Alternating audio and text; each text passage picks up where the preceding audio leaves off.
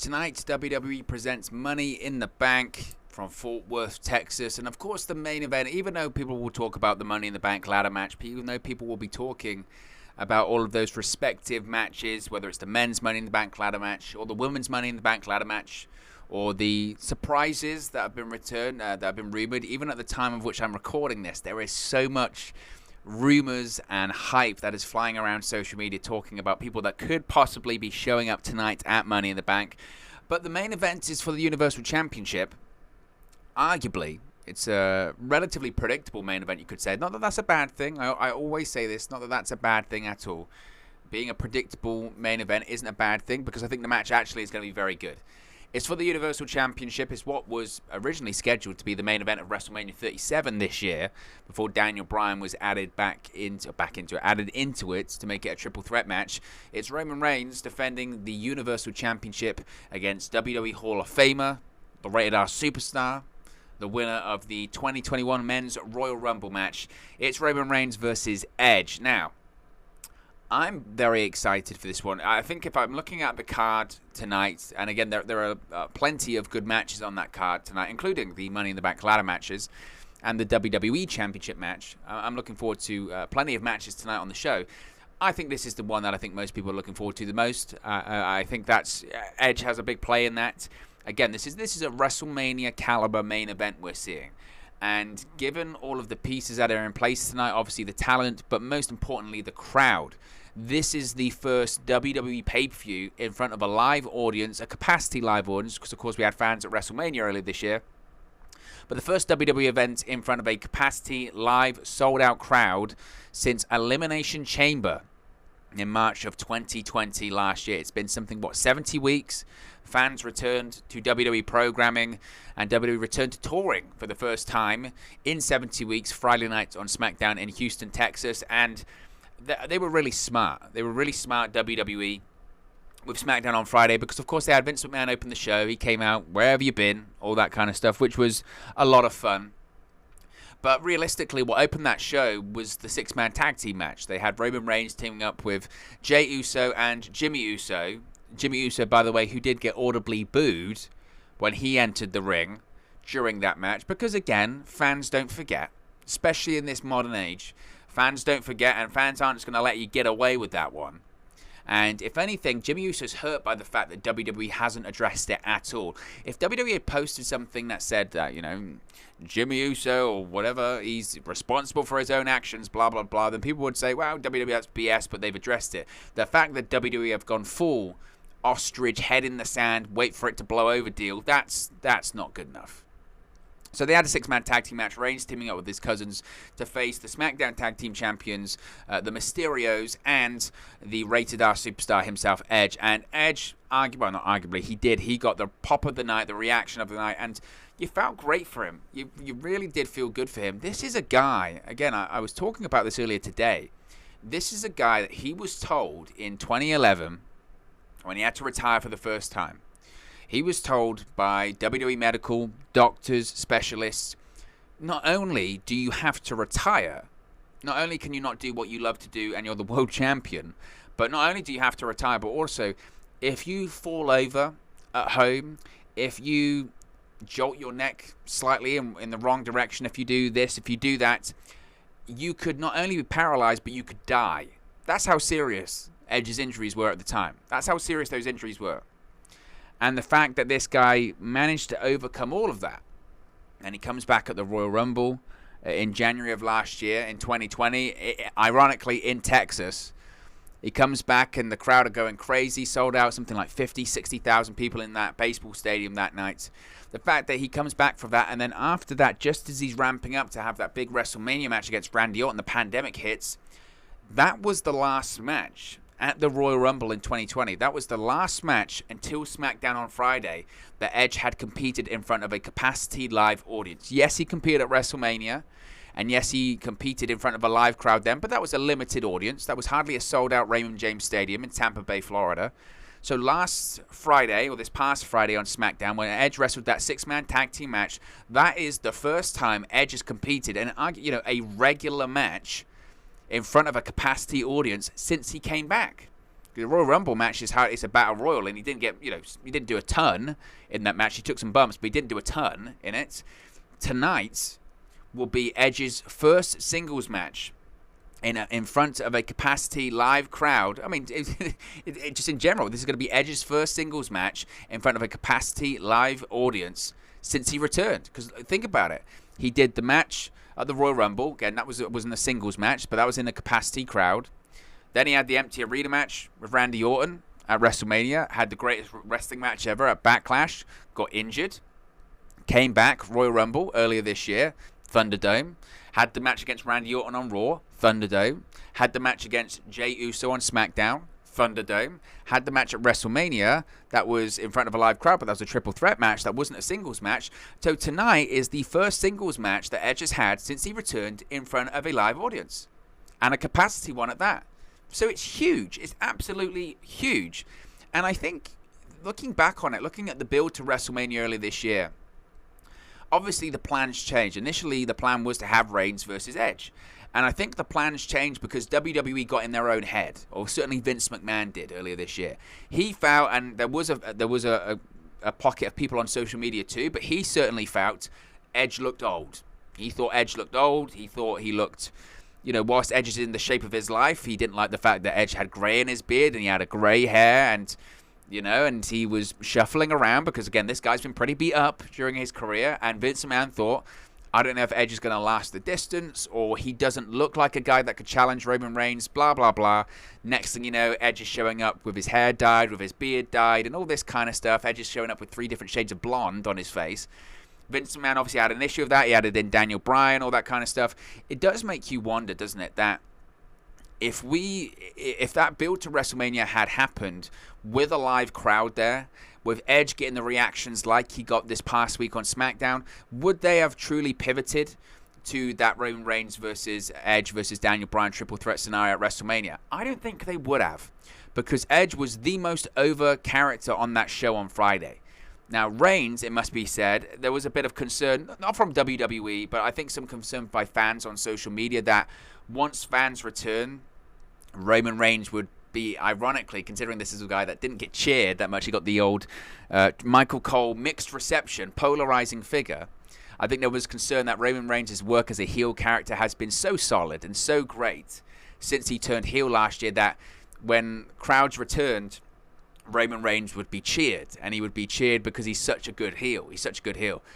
His reaction is so unique now, because when his music hit Friday, he got the initial big reaction, but majority of it was boos.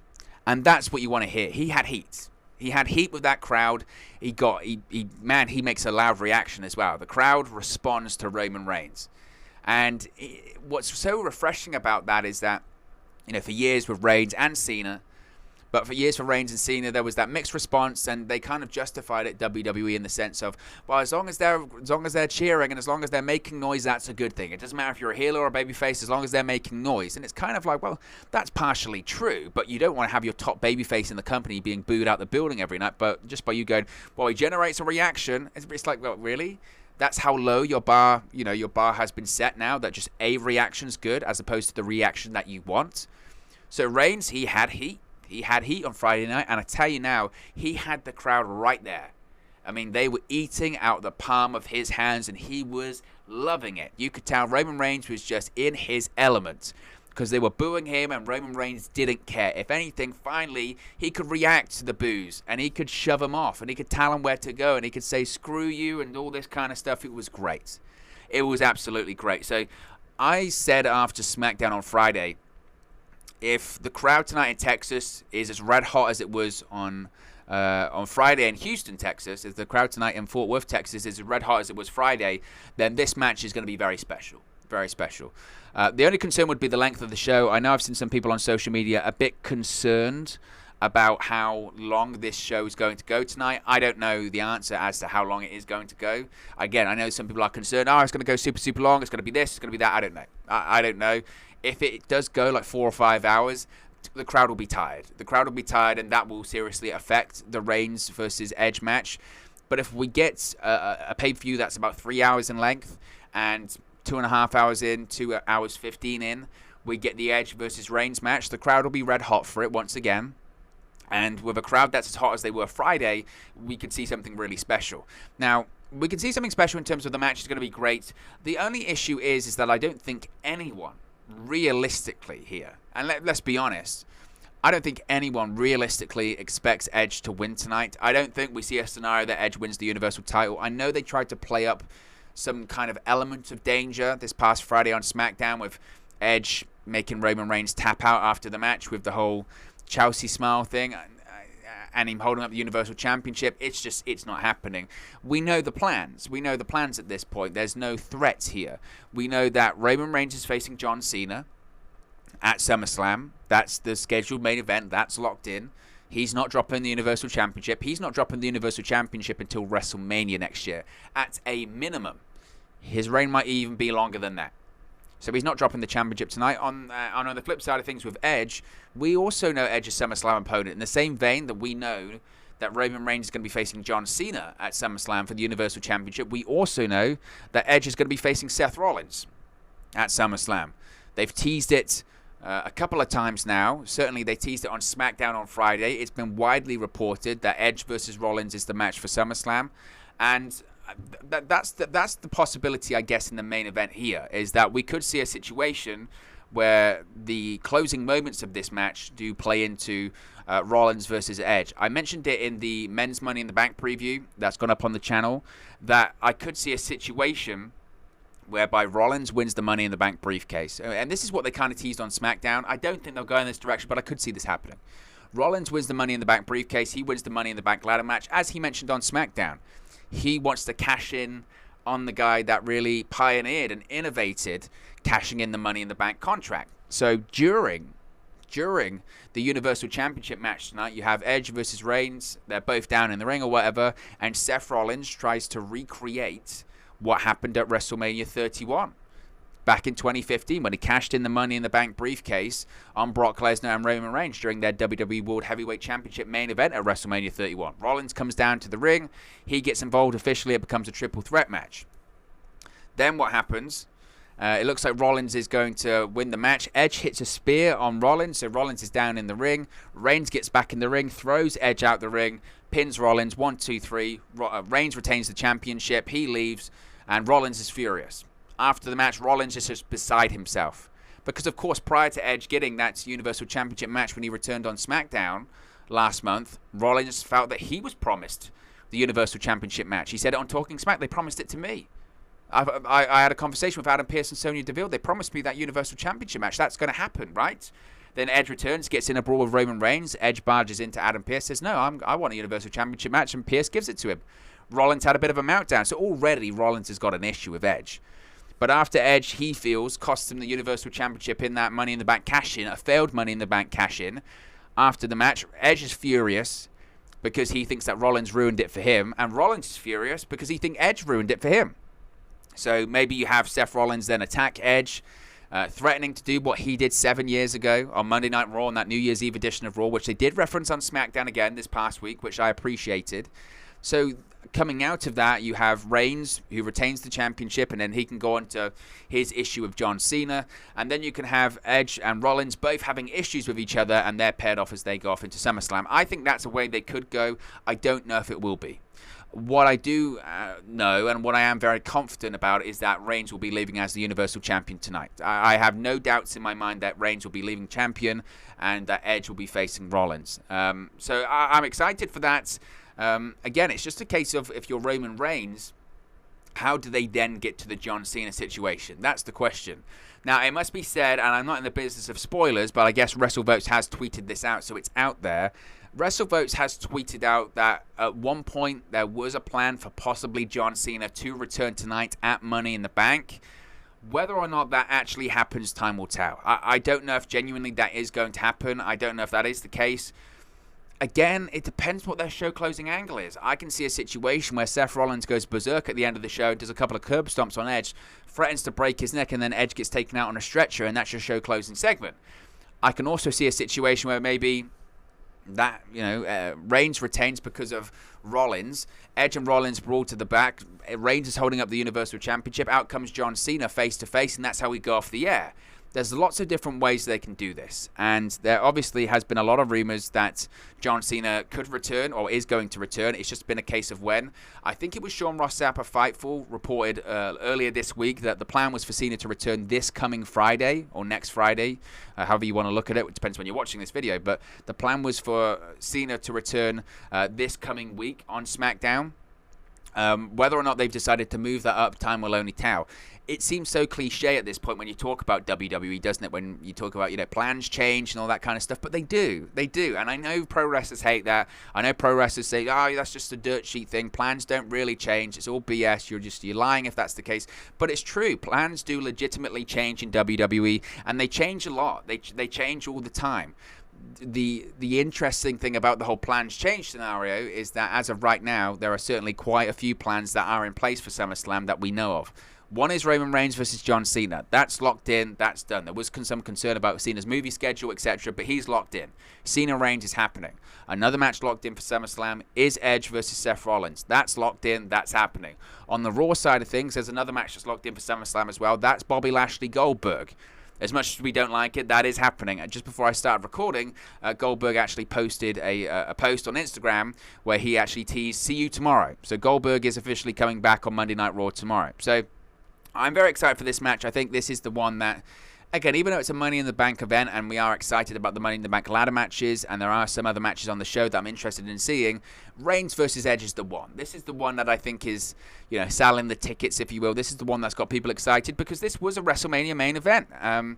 But I think in the same vein that Roman Reigns was scheduled to win that WrestleMania main event, irrespective of if he faced Edge and Daniel Bryan or just Edge, Roman Reigns is going to win tonight. Now, there obviously could possibly be some shenanigans as well in terms of the Usos. There's, Jey Uso has been a staple of getting involved in Roman Reigns' matches throughout his time as Universal Champion. So I wouldn't rule out the Usos getting involved once again. Obviously, they're facing the Mysterios earlier on in the show. They're facing the Mysterios for the SmackDown Tag Team Championships on the kickoff show. Now, previously, prior to Jimmy Uso getting arrested for DUI, I would say have him win the SmackDown Tag Team Championship. Does that make sense? At this point, it looks like WWE just isn't going to punish Jimmy Uso, which I think is ridiculous. But if they can find a way of punishing the Usos, maybe it will be we're not going to put the tag titles on you. Because you just can't do this kind of stuff and constantly get away with it. And it is unacceptable behavior. And I know the rumors going around is that, well, WWE, they've got plans for The Rock and Roman Reigns at WrestleMania, and they don't want to throw that off. They don't want to upset that because that's their big plan. That's their big aim for WrestleMania. So that's why they're not doing this. All that kind of stuff. I hear that and I go BS. Because as I mentioned before, when it comes to this Jimmy Uso situation of he's been caught 4 times. It makes you wonder how many times he hasn't been caught. That's the real concern. And, if you're caught 4 times, but you got away with it 10 times or however many times he may or may not have done it, when is WWE going to react to this? When someone gets hurt? When an innocent pedestrian or someone else in a car that's not driving under the influence gets hurt? When are they going to get involved? Is WWE burying their head in the sand when it comes to that situation? And when is enough enough? Apparently the 4th time isn't enough. So I don't know what they're going to do. So for me, I would have the Usos not win the SmackDown Tag Team Championships tonight. I have a feeling they will, though. I think they'll probably win the SmackDown Tag titles, and then they can say the family's holding all the championships as they go into SummerSlam and face off against John Cena for that Universal Championship. I think they'll also do a 6-man tag team match as well, in which they'll have Reigns and the Usos going up against Cena and the Mysterios as well. I think it'll be essentially what they did SmackDown on Friday, but swap out Edge for Cena.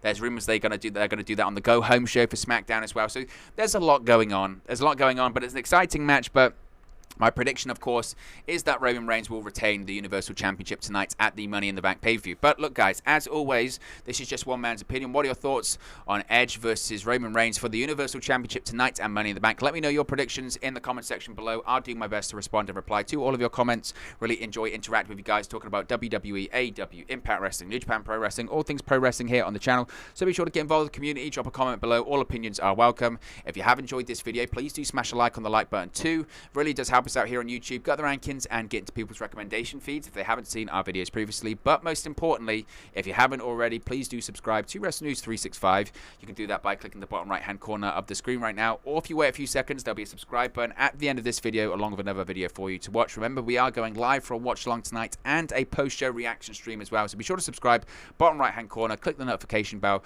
You'll be notified when we go live for tonight's live streams as well as our daily videos. Thank you very much for watching, listening, streaming, or have you come across this video today, and I'll speak to you again very, very soon.